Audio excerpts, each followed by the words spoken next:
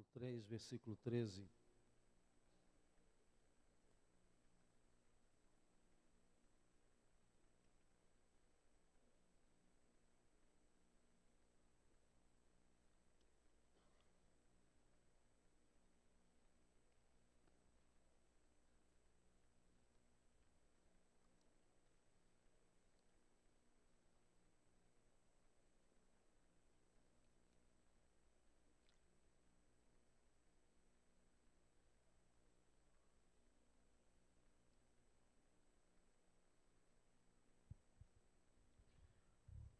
O apóstolo Paulo, escrevendo essa epístola, esta carta ao povo de Filipe, os filipenses, ele diz o seguinte: irmãos, quanto a mim não julgo havê-lo alcançado, mas uma coisa faço.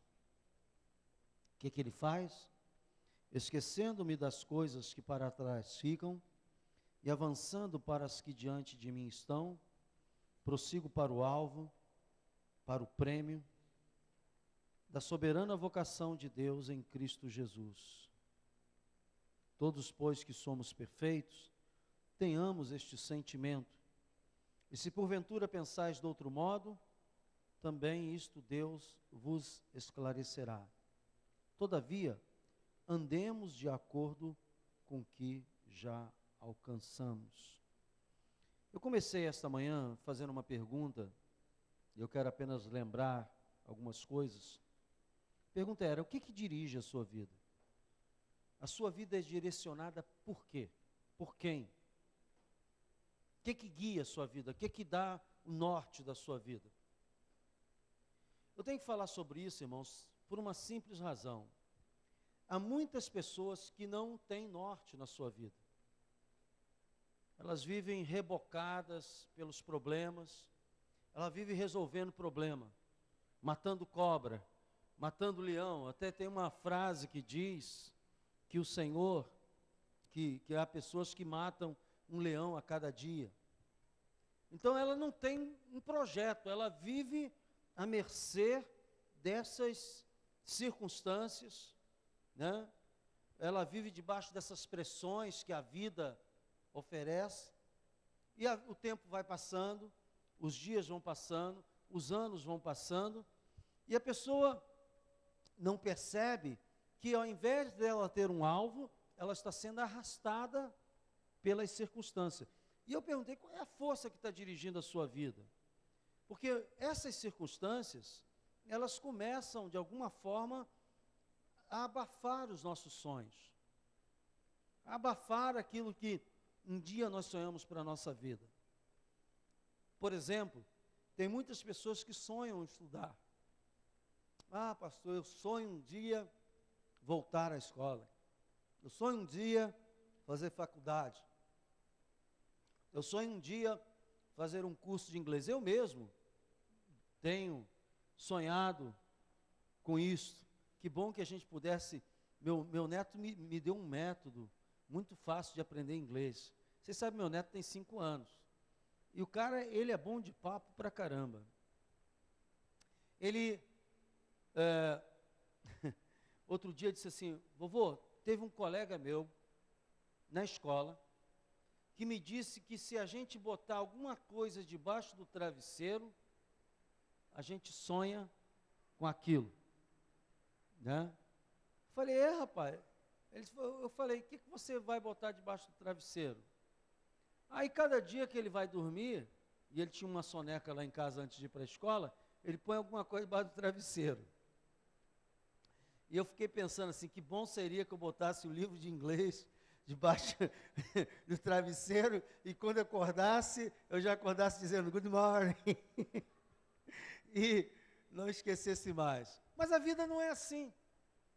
A vida é calcada com trabalho, com esforço. Nós temos para alcançar algumas etapas, às vezes alcançar pequenos degraus, nós temos que nos esforçar.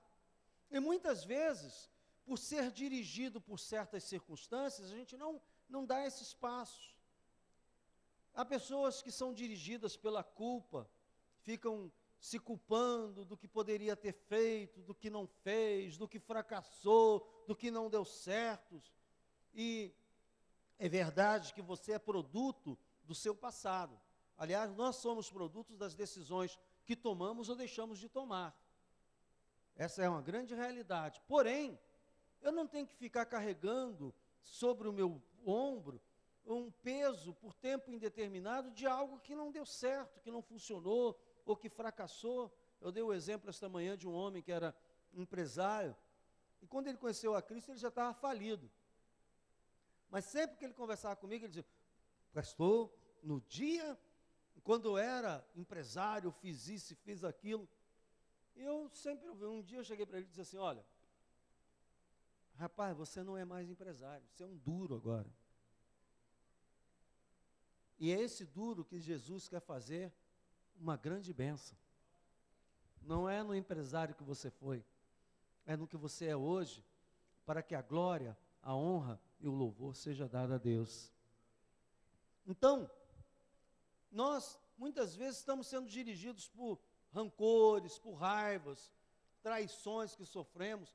Eu conheço gente que paralisa a sua vida depois que sofre uma traição, depois que sofre um desprezo, ou que é enganado, e a pessoa fica remoendo aquilo, e remoendo, e não consegue pensar em mais nada a não ser naquilo, e acaba que a vida dela fica paralisada. Então, muitas pessoas estão sendo dirigidas por rancores, por mágoas do passado. Muitos são dirigidos pelo medo, falei aqui. Há pessoas que são medrosas de se entregar nas mãos de Deus, medrosas de acreditar que Deus pode fazer mais, muito mais do que você tem feito, medrosas de saber que aquele que começou a boa obra em você, Ele é fiel, Ele não vai te deixar pelo meio do caminho. A obra que está acontecendo na sua vida não é fruto de nenhum homem, de nenhuma igreja, de nenhuma denominação. Deus usou homem, igreja, denominação, mas a obra que está se efetuando na sua vida é Deus que está fazendo. Então, muitas vezes as pessoas ficam medrosas, dizendo assim: mas será? Tem uma imagem muito depreciativa, vamos dizer assim, a respeito de si mesmo. Ela não acredita que ela pode ser alguém mais do que ela realmente é. Eu já dei o exemplo aqui que eu era missionário em Portugal, eu estava viajando de Portugal para os Estados Unidos, e quando eu estava ali atravessando o Atlântico, o Espírito Santo falou comigo, dizendo assim: veja de onde eu te tirei e para onde eu trouxe você, onde eu te coloquei. E naquele dia, como eu me emocionei, como eu chorei dentro do avião, eu chorando, disse: Senhor, não era com medo de avião não, viu? Era chorando pela presença de Deus, amém? Então, eu estava lá emocionado, porque Deus estava falando comigo que Ele é capaz de nos levar a lugares maravilhosos. Mas tem gente que não consegue acreditar nisso, porque ela só olha e diz assim: ah, quem sou eu? Ai de mim. Poxa, irmãos, na Bíblia está repleto de exemplos. Davi era o caçula dos filhos, era o filho que ninguém nem acreditava, foi dele que Deus fez o rei Davi. Diga glória a Deus. Nós vamos ver exemplos na Bíblia de homens e mulheres especiais que Deus valorizava. Você é valoroso para Deus. Mas muitas pessoas estão sendo dirigidas pelo medo, por essa baixa estima. Muitas pessoas são dirigidas pelo materialismo. Cuidado. Isso que eu falei anteriormente. Cuidado, que quem é o Senhor do teu trabalho é Jesus. Diga glória a Deus. Outro dia minha filha, eu soube que ela teve uma experiência a esse respeito no trabalho, porque ela é enfermeira, trabalha no sistema de escala, e aí uma colega queria que ela fizesse um determinado horário, e ela disse: não vou, porque eu já tenho compromisso e tal, não é isso? Né? Sua chefe, né? Aí a chefe queria que ela mudasse o compromisso dela para cumprir um horário que já não estava previsto. Ela tinha direito a essa folga, ela queria que ela suprimisse essa folga para poder cumprir. Ela virou para a chefe e disse assim: olha, existe vida além do Copa-Dó. Eu, fora daqui, eu tenho minha vida com Deus, eu tenho minha vida com a minha igreja, eu tenho minha vida com a minha família e com meus irmãos. Não vou e pronto. E acabou, se posicionou. E Deus vai sempre proteger ela por causa disso, porque ela não está fazendo isso para ficar em casa, mas sim para dar vida a outras áreas da sua vida. Então, quando o trabalho começa a te escravizar, abra o olho. Temos que trabalhar, a Bíblia diz que o trabalhador é digno do seu salário, até ensina que quem não trabalha não come, amém? Então o trabalho é digno, deve ser feito, mas você tem que ter cuidado, porque o diabo também se transforma em trabalho, e daqui a pouco você está fora da comunhão, fora da igreja, e sempre com a justificativa. Eu quero saber quando você chegar diante de Deus, e Deus diz assim, olha, eu te dei um ministério, eu te chamei, e você vai dizer assim, Senhor, mas eu tinha que trabalhar. Ele vai, essa desculpa diante de Deus, o que é que vai soar? Como é que é? Você não fez o meu trabalho porque você tinha um trabalho para fazer? Então o que o céu significa para você? Você tem que ter discernimento dessas coisas e não permitir que isso aconteça. Muitas pessoas são dirigidas por esse materialismo. Não estou falando materialismo só de ter bens, né? Porque a gente sabe que os bens trazem felicidade temporária, né? E há pessoas que têm conceitos errados a respeito disso. E um deles é, você tem que trabalhar e tirar o pão do trabalho, mas o trabalho não tem que te escravizar. Diga glória a Deus. Amém? Isso é um detalhe. O que eu faço? Crer que Deus pode fazer muito mais por você. Conceitos errados. Quanto mais coisas eu tiver, mais feliz eu sou.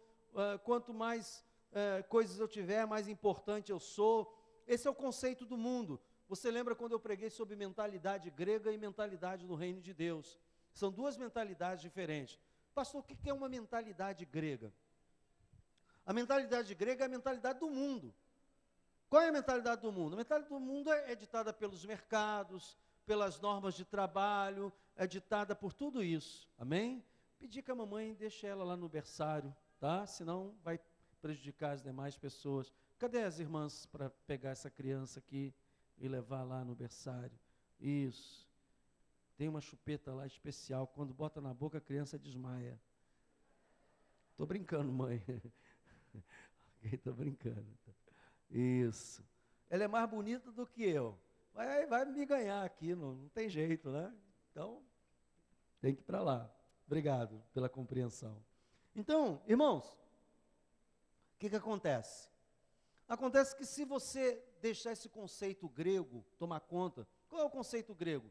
São os conceitos do mundo. Você sabe que Aristóteles, essa turma toda, esses pensadores da Grécia Antiga, eles estabeleceram conceitos que predominam até o dia de hoje na sociedade. Foram pensadores que estabeleceram princípios que a sociedade até hoje, sem saber, cumpre. Quando você vai estudar sobre filosofia na faculdade, se você vai para uma escola de direito, ou mesmo fazer filosofia ou história, você vai começar a perceber que muitas das coisas que nós fazemos hoje em dia está ligada a esses pensadores antigos, que eram gregos. E a mentalidade grega predominou na sociedade. Só que nós não somos deste mundo. O que a Bíblia diz? Nós somos o povo do reino. Do reino? Qual é o nosso reino? É a Inglaterra? Não, qual é o nosso reino? É a Espanha? Não, o nosso reino é a Holanda? Qual é o nosso reino? O reino de Deus. E no reino de Deus, a mentalidade é outra. As leis são outras. Quem governa a nossa vida não é o meu patrão. Quem governa a minha vida não é o governo da Dilma, do Lula. Não é. Quem governa a minha vida é Jesus. Diga glória a Deus. Ele é o meu rei. Então, nessas horas, você tem que ter o cuidado de dizer assim, Jesus é o meu rei, mas eu sigo as normas gregas do mundo. Não, você tem que dizer assim, enquanto essas normas gregas tiverem alinhavada com o reino de Deus, beleza. Mas a partir do momento que essas normas gregas, de princípios, de condutas, começam a me roubar a presença de Deus, começam a me tirar do reino de Deus, começam a tirar da casa de Deus, eu tenho que, acender uma luz vermelha aqui, peraí, o que a Bíblia fala sobre isso? E você tem que partir para ouvir de Deus. Então, muitas pessoas são dirigidas por essa motivação de coisas materiais e deste mundo. Muitos são dirigidos pela necessidade de aprovação social. Tem gente que fica sempre procurando agradar, satisfazer. Irmãos, tem uma hora que você vai ter que dizer para a sua família quem você é. Tem uma hora que você vai ter que se posicionar. Pastor, eu não vim na igreja, porque o senhor sabe, né? Chegou lá a minha sogra, e eu sou apaixonado pela minha sogra. Se eu não tivesse casado com a filha dela, eu tinha casado com ela. É espetacular. E quando a minha sogra chega, eu sou um humilde servo. Não posso vir à igreja. Estou dando o exemplo da sogra, de uma forma um pouco jocosa, mas a verdade, irmãos, é que há pessoas que dizem assim, chegou na minha casa uma visita, pastor, aí eu não pude vir para a igreja. Se o diabo perceber que você vai sempre ceder nisso, vai mandar visita lá toda vez que você tiver que ir para um evento da igreja. E você tem que dizer, não, peraí, não vou me posicionar, não vou aceitar isso não. Se for muito amigo, íntimo, pega a chave e diz, fica por aí, depois do culto a gente conversa. Quer ir para o culto comigo? Não quero, então quando eu voltar a gente conversa. Porque se você não tiver cuidado, alguém vai começar a direcionar a sua vida. Muitos vão começar a dar a direção para a sua vida. Às vezes você aceita o conselho de uma pessoa amiga e não aceita o conselho da Bíblia. Às vezes você aceita o conselho de uma pessoa ímpia, você aceita a sugestão de uma pessoa ímpia e não aceita a sugestão da palavra de Deus sobre aquele mesmo tema. Então, muitos são dirigidos por essa necessidade de aprovação, de fazer uma média, afinal de contas, olha, se você tem alguma coisa na sua vida, foi Deus que deu. É um erro tentar agradar todo mundo. Jesus não agradou todo mundo e você não vai agradar. Nem eu, nem ninguém. Então, eu quero, nesta manhã, nesta noite, agora falar a respeito de quem deve dirigir a nossa vida. Eu falei esta manhã que a primeira coisa que deve dirigir a nossa vida é a palavra de Deus. Lâmpada para os meus pés é a tua palavra e luz para os meus caminhos. Salmo 119, versículo 105. Quem é que vai dar o norte, iluminar o meu caminho, mostrar uma luz, a direção? É a palavra de Deus. Por isso que uma pessoa, quando ela começa a viver com Jesus, você já viu esse termo? Fulano entregou a sua vida a Jesus. Quantos aqui entregaram a sua vida a Jesus? Você disse, pastor, eu entreguei minha vida a Jesus. Tem alguns que não entregaram ainda, mas é uma grande oportunidade para entregar.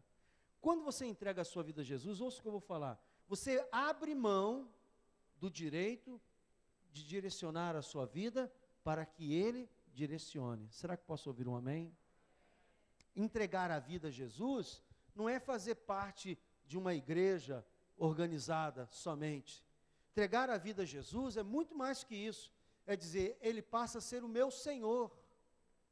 Há uma palavra no grego chamado Kyrios, que era a palavra para definir Senhor, Kyrios. Só para você saber. O Kyrios era o Senhor de vida e de morte. O Kyrios era o dono do escravo. E todas as vezes que a Bíblia fala sobre Jesus, está falando que Ele é o nosso Kyrios, Ele é o dono da nossa vida. Então, se Ele é o dono da minha vida, eu tenho que saber que é Ele, através da palavra dEle e do Espírito Santo, que vai dar as coordenadas. Não são as necessidades, não são as circunstâncias, não são os seus sentimentos, não são as suas experiências. Tudo isso que eu falei, isso não pode ser a fonte de orientação para a sua vida. Tem que ser a palavra de Deus. Não é a oportunidade, não é aquilo que alguém disse para você. E como é que Deus, pastor, me direciona pela sua palavra? Ele fala ao nosso coração através da sua palavra. Ele anima, Ele traz a memória, Ele traz a lembrança, Ele nos mostra. Você lê um texto e aquele texto começa a borbulhar no seu coração. Você ouve uma pregação e aquela palavra mexe com você e você diz assim, Deus está falando comigo, estou sentindo que Deus está falando comigo. Porque é assim que Deus vai direcionando. E eu vou dizer mais para você. Vem aqui comigo em Isaías, capítulo 26, versículo 3. Isaías 26 e 3.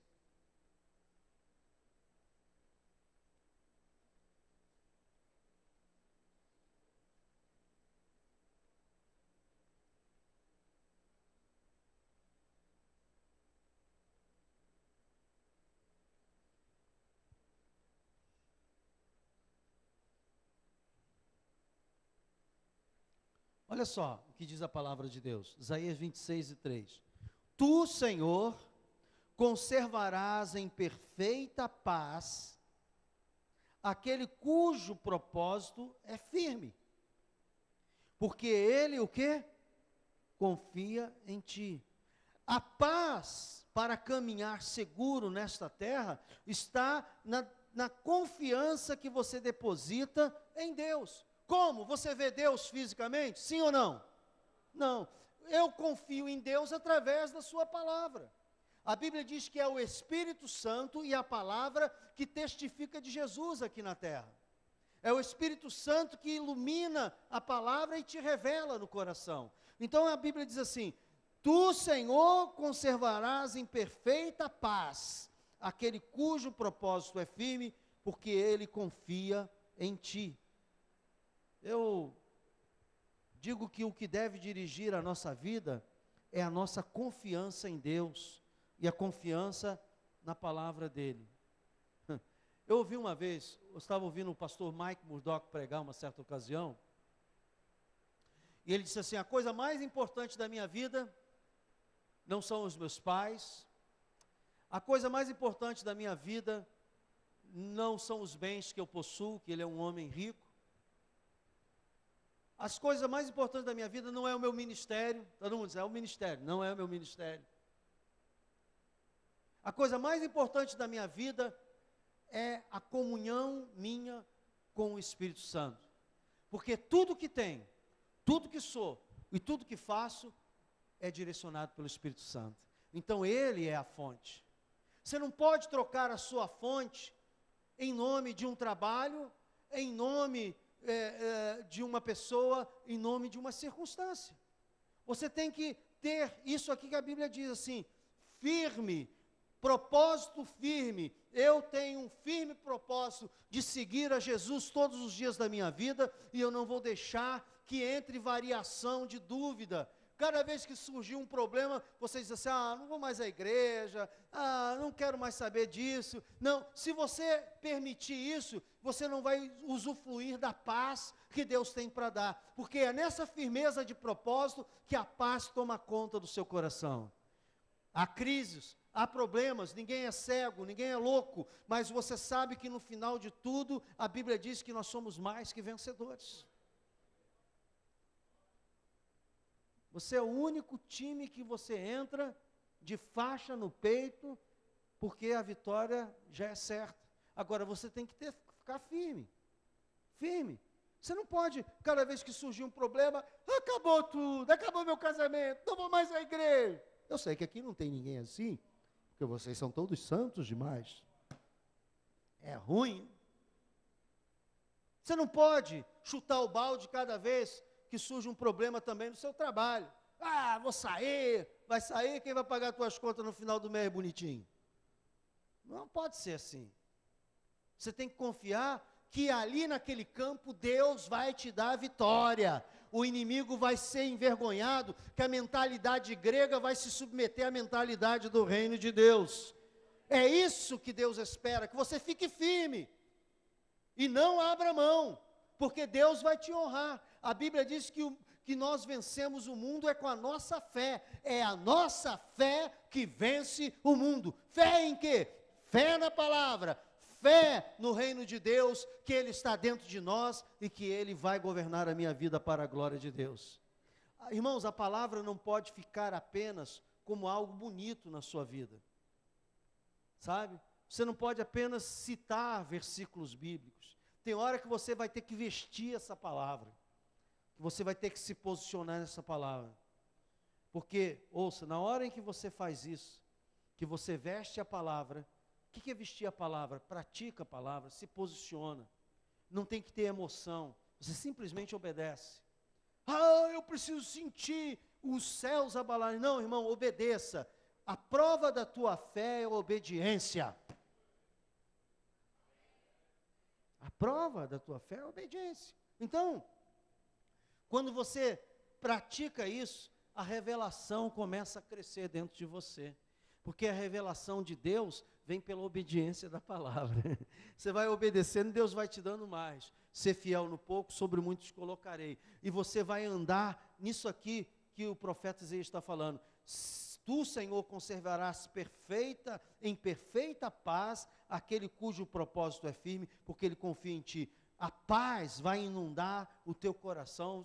Não é que você não vai ter problema, irmãos, mas você vai enfrentar esse problema diferente. Sabe por quê? Você tem um norte. Eu sei que depois dessa montanha há uma planície. Eu sei que depois desse momento Deus tem algo para mim. Isso é uma fase, isso vai passar, porque o meu destino é ser vitorioso, o meu destino é ser vencedor. Eu não fui comprado na cruz do Calvário para ser um fracassado. O sangue não foi derramado na cruz para eu ser enterrado. Deus haverá de fazer desta crise, deste problema, algo para a glória dEle, porque o poder dEle se aperfeiçoa na fraqueza. Diga glória a Deus. Então, quando a nossa vida é dirigida na busca da prática dessa palavra, a paz vem, a paz vem. Ah, você não está perguntando, não, estou obedecendo a Deus. Deus é a tua garantia. Ah, eu não vou me posicionar não, porque, rapaz, quem te garante é Deus. Você respira porque Deus quer, você não sabe nem se amanhã você está vivo. Eu conheço gente que saiu da igreja, foi para casa e não viveu mais, acabou. Só Deus pode garantir isso. Nossa tendência é tomar decisões com base nas mentalidades gregas, nas circunstâncias, nas pressões do momento, no humor do dia, né? No humor do dia. Tem gente que tem um temperamento sanguíneo. O que é um temperamento sanguíneo? Aquela pessoa que ela vai ao céu e inferno na mesma facilidade, né? Aquela pessoa que ela está bem e daqui a pouco ela está mal.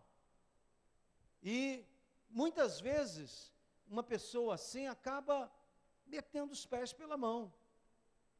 Então, coloca diante de Deus esse seu temperamento. Diga, Deus, transforma. Transforma. Deus, não deixa que esse temperamento comece a... Porque, ouça, irmãos, quando você convive com uma pessoa, você precisa estar ao lado de pessoa equilibrada. Não sei nem porque eu estou falando isso, não está aqui no roteiro, não. Então, o Espírito Santo está mandando eu falar. Olha só, quando você convive com pessoas, você espera um mínimo de equilíbrio das pessoas.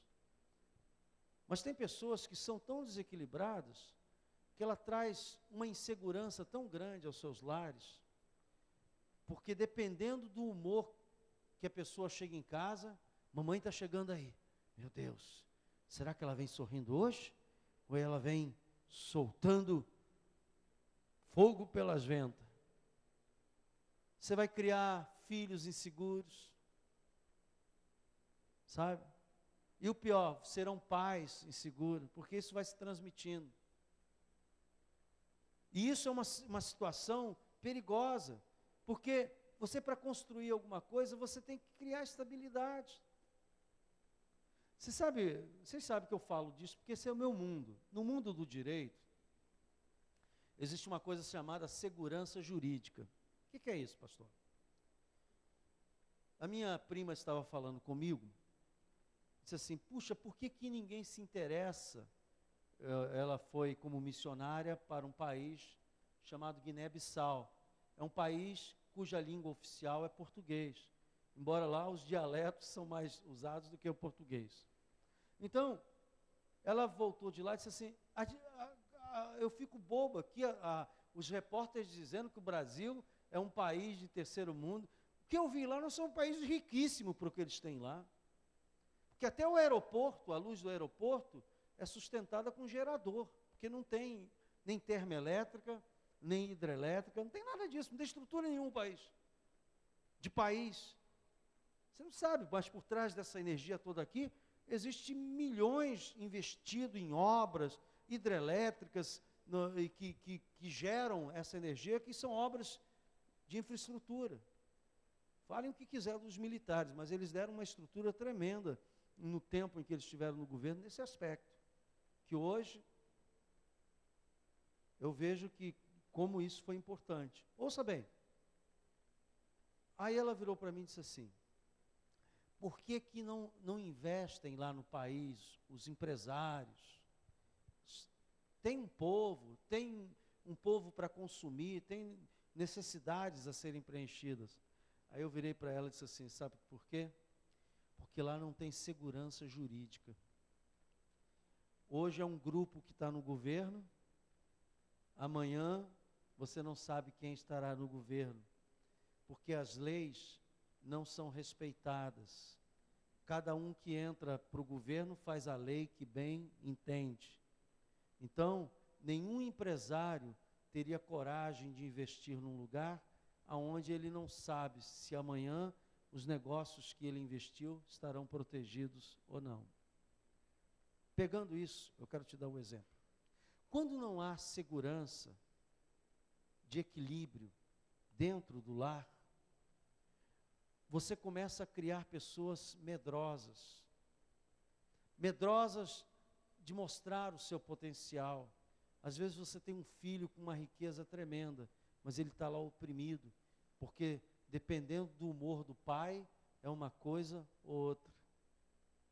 Irmãos, ouça bem, uma das coisas que a palavra de Deus traz ao nosso coração é esse equilíbrio. Porque quando você começa a andar com o Espírito Santo, guiando a sua vida, você não vai ter reações que vai destruir, você vai dizer assim: não, realmente eu não gostei disso. Mas a Bíblia diz que no muito falar, não falta transgressão, e você começa a lembrar da Bíblia. A Bíblia diz que a palavra branda desvia o furor, a Bíblia diz que quem tem o controle final é Deus. Uma pessoa que anda no Espírito, ela começa a lembrar dessas coisas e começa a frear o seu ímpeto. E aí, a sua reação, as coisas começam a ser mais equilibrada, trazendo paz e trazendo um ambiente próprio de crescimento. Diga glória a Deus. Então, deixa a palavra de Deus te direcionar e dar propósito à sua vida. Eu comecei fazendo a leitura aqui. O que eu li no início, você lembra? Foi o Salmo de número 1. Olha só, quando eu fiz essa leitura do Salmo de número 1, olha só o que a Bíblia diz do homem que segue a palavra de Deus. Olha a serenidade, olha só. Bem-aventurado o homem que não anda no conselho do ímpio. Pastor, olha, o teu conselho não tem que ser do ímpio, não é conselho grego. O teu conselho é o conselho de Deus, que está na palavra de Deus. Diga glória a Deus. Glória a Deus. Pode repetir comigo? Diga: o meu conselho, o conselho que eu preciso na minha vida tem que vir da palavra de Deus. Então, bem-aventurado o homem que não anda no conselho dos ímpios, não se detém no caminho de pecadores, não queira fazer o mesmo caminho. Ouça, outro erro que as pessoas cometem, elas dizem assim: não, fulano fez assim, deu certo. Com você só dará certo se Jesus estiver na jogada. A mesma coisa que o ímpio faz e dá certo, você pode fazer e não dá certo. Por quê? Porque, meu irmão, a música que toca e faz você dançar é uma música do céu. Ouça bem, a música do céu. Você está entendendo o que eu estou falando? O ritmo que é dado à sua vida é dado pelo céu. Então, ouça bem, não se detém no caminho dos pecadores. Você não tem que seguir o que os pecadores estão fazendo. Deus tem um plano especial para a sua vida. Lembrei até de um hino que a gente cantava antigamente. Deus tem um plano para cada pessoa. Você nasceu nessa geração, porque Deus tem um plano para você nessa geração. Então, nem se assenta à roda dos escarnecedores. Escarnecedores são aquelas pessoas que não fazem, e quando alguém se propõe a fazer, ela mete o cacete. São os críticos. E todas as vezes que você tiver um sonho, e você compartilhar um sonho com alguém, sempre vai levantar, isso aí não é para você não, né? É muita areia para o seu caminhãozinho. Quem te falou isso? Irmãos, quem me falou isso, de que eu posso fazer isso, é o Senhor, porque Ele disse, tudo posso naquele que me fortalece. Você pode repetir isso? Tudo posso naquele. Se Deus der o sinal verde, não há homem que possa impedir. A Bíblia diz, agindo Deus, agindo eu, Ele falando, Deus falando, quem impedirá? Então ouça. Então, não se assente com pessoas que só fazem comentários negativos, que para baixo elas nem fazem, nem deixam as pessoas fazerem ou sonharem. Então, fuja dessas situações, fuja desses comentários, fuja desses ambientes.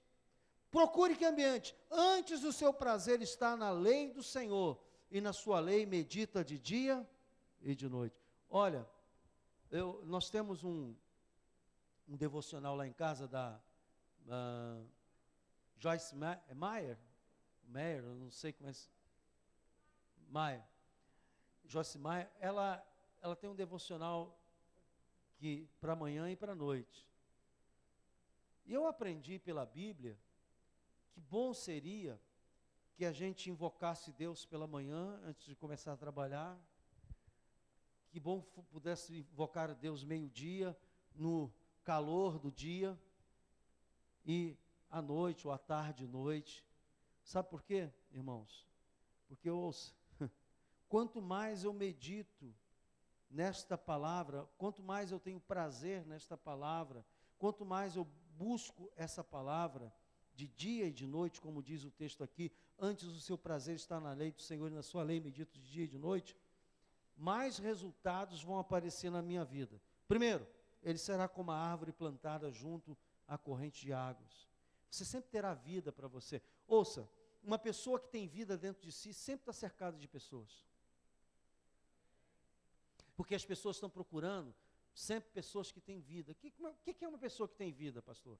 É uma pessoa que sempre tem uma palavra boa, abençoadora, não é aquele crente chaleira que fica enchendo a paciência, não é isso que eu estou falando, irmão. Estou falando aquela pessoa que sempre tem uma palavra de amigo, de consolo, que está ali, e a pessoa não sabe definir bem, mas ela diz, puxa, eu gosto de estar perto de você. Por que eu gosto de estar perto de você? Porque a vida de Deus que corre em você, sai através das suas atitudes, da sua palavra, do seu pensamento exposto. Então, ouça, essa árvore que tem vida dentro de si, olha, tem mais, que no devido tempo dá o seu fruto. Quem vive com Deus frutifica. Vou repetir aqui, quem vive com Deus frutifica. Frutifica na sua vida pessoal, frutifica na sua vida ministerial, do chamado que Deus tem para você, frutifica em relação a todas as áreas da sua vida. Porque Deus envolvido conosco, irmão, ninguém pode impedir. A bênção de Deus está sobre você. Por isso, ouça, nós temos que ler tudo isso e de vez em quando contextualizar a nossa vida pessoal em relação ao texto. Assim, vem cá, eu estou igual a essa árvore plantada junto à corrente de água, que no devido tempo, porque a Bíblia diz que o homem que é feliz, que é bem-aventurado, que anda com Deus, essas coisas começam a aparecer. E se não começa a aparecer, eu tenho que começar a dizer assim, peraí, alguma coisa aí não está bem, porque Deus não mente. Concorda comigo? A palavra de Deus não mente. Então o problema está em mim. E eu tenho que começar a buscar esse encaixe. Porque Deus destinou você, não foi para o fracasso, para a derrota, para a morte, para a destruição. Deus destinou você para ser uma bênção, para ser essa árvore frutífera que ele diz aqui, que no seu devido tempo dá o seu fruto, cuja folhagem não murcha, e tudo quanto ele faz será bem sucedido. Eu não sei como é que eu fui na prova, me perguntaram assim, pastor, como é que foi na prova ontem, né?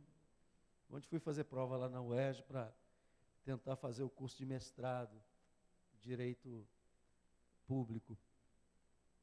Aí eu disse assim, olha, Eu não estudei, eu fui na fé. Me senti à vontade, falei o que queria. Agora, vai depender de quem vai corrigir, porque prova de direito é prova escrita, irmão. Você tem que escrever, às vezes, 2, 3 páginas para responder uma pergunta. Alguém perguntou, quantas perguntas? Eu disse, 3. Só que cada pergunta daquela merecia umas 3, 4 folhas de resposta. E você tem que fazer tudo isso de cabeça. Você não pode ir lá no livro consultar, não. Você tem que fazer isso tudo de cabeça. Eu não sei, mas eu sei que se for vontade de Deus, se esse é um plano de Deus, diga glória a Deus, Deus vai abençoar. E se não for, estou tranquilo, pelo menos não entrei pela porta errada. Amém? O não também é uma boa resposta, porque o não impede, às vezes, você fazer bobagem. Então, quem anda com Deus, irmãos, não fica triste porque recebeu um não. Quem anda com Deus fica alegre também quando recebe um não, porque às vezes o não é Deus te tirando de alguma situação, de algum perigo, de alguma coisa que possa vir destruir a sua vida lá na frente. Então, quando nos direcionamos pela palavra, o poder de Deus opera em nós. Como posso saber se a minha atitude está direcionada pela palavra de Deus? É simples, tem uma pergunta que vai sempre te ajudar você saber se você está caminhando bem. A pergunta é a seguinte, se fosse você anotava na sua Bíblia, porque muitas vezes na sua vida você vai precisar fazer essa pergunta. Qual é a pergunta, pastor? Isto que estou fazendo ajuda a cumprir o propósito de Deus para a minha vida? Vou repetir. Isto que eu estou fazendo, ou isso que eu pretendo fazer, ajuda a cumprir o propósito de Deus para a minha vida? Se a resposta for sim, vá em frente, meu irmão. Mas se a resposta for não, tenha coragem para parar. E dizer, opa, acho que eu estou entrando por um atalho, eu acho que eu estou me perdendo nessa caminhada, eu acho que eu estou me distanciando daquilo que Deus tem para mim. Espera aí, deixa eu ver. Isso vai cumprir o propósito de Deus na minha vida? Então, eu quero dizer que esta pergunta, eu até hoje e até o final da minha vida, de vez em quando eu vou dar uma guinada, fazer algo novo, eu pergunto assim, isso que eu estou fazendo ajuda a cumprir o propósito de Deus para a minha vida? Quando eu encontro a resposta sim, eu digo, bom, sim, então eu posso dar um passo. E depois, pastor? Basta a cada dia o seu próprio mal. Dê o passo, porque você só pode dar o segundo passo depois que der o primeiro. Depois que você der o primeiro, surgirá uma nova situação. E mais uma vez, você vai ser direcionado por Deus. Eu quero terminar com o texto que eu li sobre o que o apóstolo Paulo falou. Foi aonde mesmo? Filipenses 3:13. Pastor, eu estou a fim de construir uma nova etapa na minha vida, tá? Então, ouça, eu vou ler para você agora. Se você está a fim de construir uma nova etapa na sua vida, um novo tempo, se você quer marcar uma nova etapa na sua vida, Deus está te dando a resposta esta noite. Irmãos, quanto a mim, não julgo ao vê-lo alcançado, mas uma coisa faço, esquecendo-me das coisas que para trás ficam. Você não pode mudar o passado, nem os erros e nem os acertos. O que foi, já é história, já era. Então não adianta eu ficar lamentando o passado. Então esquece, meu irmão. Jogue no mar, diga, Espírito Santo me ajuda a jogar isso no mar do esquecimento, que eu não fique carregando isso dentro de mim. Esquecendo-me das coisas para trás fico. Segundo, avançando para as que diante de mim estão. Tem gente que não está enxergando que Deus está colocando coisas novas na vida dela. Estão olhando para trás, é mais ou menos, ouça o que eu vou falar. Já pensou um motorista conduzindo o seu carro e ele começa a olhar para trás? Você sabe que olhar para trás no carro é olhar no retrovisor. Você com o retrovisor e com aquele espelho no centro, você enxerga o que está acontecendo atrás do carro. Mas você imagine que uma pessoa começa a dirigir o carro e começa a olhar pelo espelho ou pelo retrovisor. O que você acha que vai acontecer com essa pessoa? Ela vai colidir com alguma coisa, irmãos. Porque a Bíblia diz que você tem que se concentrar nas coisas que estão diante de você. Você tem que se concentrar no que Deus colocou nas suas mãos, no que Deus está chamando você a fazer. Não importa que seja uma coisa simples, não importa que seja uma coisa modesta, porque a Bíblia diz que os tesouros estão escondidos, e muitas vezes nessas coisas simples e modestas. Ele diz: prossigo para o alvo, para o prêmio da soberana vocação de Cristo Jesus. E diz mais: todos nós, todos que somos perfeitos, você sabe que esse perfeito aqui não é porque a gente é bonzinho, é porque nós somos justificados por Cristo. Diga glória a Deus. Diga assim: eu sou perfeito porque Jesus me justifica diante do Pai. Diga: quando Deus olha para mim, Ele não vê defeito, porque o sangue de Jesus me purifica de todos os pecados, do passado, do presente, e se eu vier a pecar e me arrepender, do futuro também. Diga glória a Deus. Então, todos vós que sois perfeito, quem é perfeito, diga amém. Tenhamos esse sentimento. Que sentimento? Deixa as coisas para trás. Trabalha no que Deus está colocando diante de ti. E diz mais: todos, pois são perfeitos, tenhamos esse sentimento, e se porventura pensares de outro modo, pastor, também isto Deus, eu tenho dúvidas, Deus te esclarecerá. Como é que vai ser? Deus te esclarecerá. Todavia, andemos de acordo com o que Deus já te deu alguns entendimentos já. Você não tem que saber tudo, irmãos. Eu não sei tudo. Só Deus sabe tudo. Mas o que você já sabe, ande dentro daquilo que Deus já te deu. Diga glória a Deus. Aquilo que você pode fazer, faça. Não fique achando que tem que saber tudo para fazer um pouquinho. Tem gente que diz assim: não, eu tenho que primeiro ser um catedrático. Não, Deus não está querendo catedrático, Ele quer gente obediente. Deus não precisa de catedrático, Deus precisa de gente obediente, porque a glória, a honra, o louvor e o poder é dele. É dele. E o poder dele se aperfeiçoa em você que é fraco. Vaso de barro. É para que a honra e a glória seja dele mesmo. Vamos ficar de pé.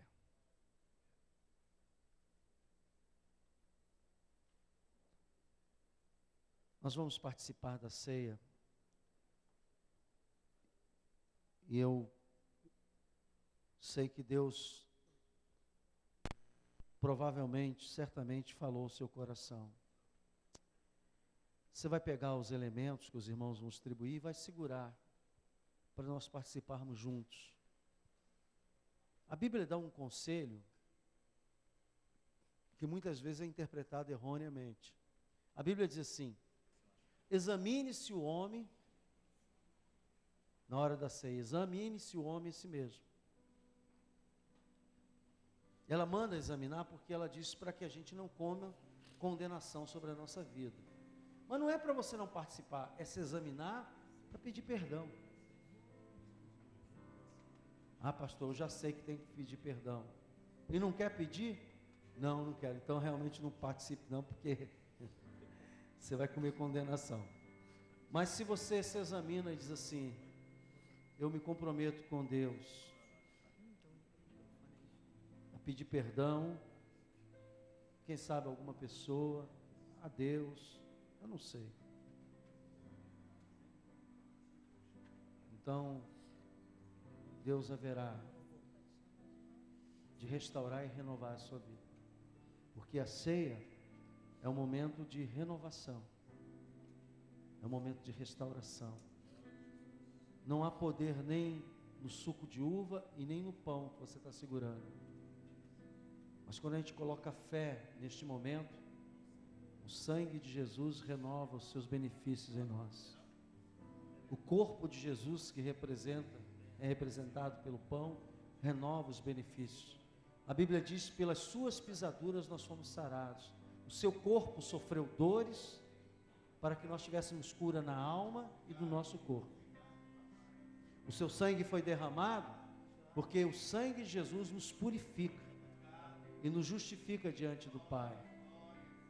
Então, quando eu participo da ceia, eu participo crendo e renovando estes votos com Deus. Aleluia. Aleluia. Glórias a Ti, Senhor.